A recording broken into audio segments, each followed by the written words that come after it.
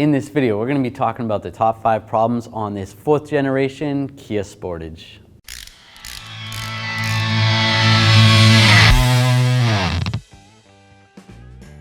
Now, there's nothing wrong with this vehicle. There's nothing wrong with buying one or owning one. Every car has their problems. These are the top 5 that we have found. Number 1, the latch for the rear liftgate. So you may notice when you lock your car, all your doors lock and work fine. And then you go to your rear liftgate and it actually opens. It does not lock. If you have this issue, most of the time, just replacing the latch will fix that issue. Number 2, the knock sensor. Now the knock sensor is located underneath the intake manifold, which when you're trying to diagnose the sensor or you have to gain access to it, you have to remove the intake manifold.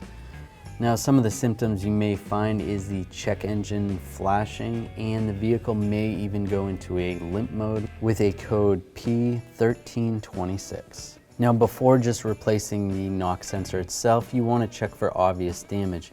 If the engine is knocking, there may be internal engine damage. Check your oil level, make sure that's proper. If there's nothing to be found, most likely the knock sensor will fix your problem.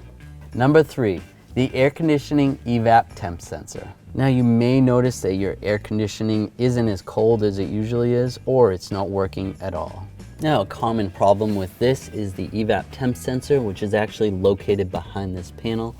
It is right in the heater box, and what that does is measure the temperature of the EVAP core, and sometimes those fail and cause your AC not to work properly. Number 4, the sunroof not closing. In some vehicles, there's a common problem where the sunroof won't actually close, and it could be something as simple as cleaning the tracks out, having them lubricated, and recalibrating the sunroof. Now that's going to fix majority of the problems with the sunroof. In some situation, there may be internal components in the sunroof mechanism that need to be replaced. Number 5, the EVAP Purge solenoid. Now the EVAP Purge solenoid is located right here. And if you have a bad EVAP Purge solenoid, you're going to end up with a check engine light.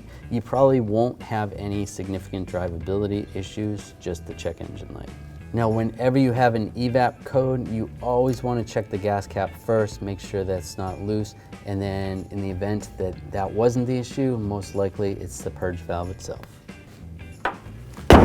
So those are our top 5 problems with this 4th gen Kia Sportage. If you enjoyed this video, make sure you subscribe to our channel, ring that bell, turn on all notifications so you don't miss any of our videos.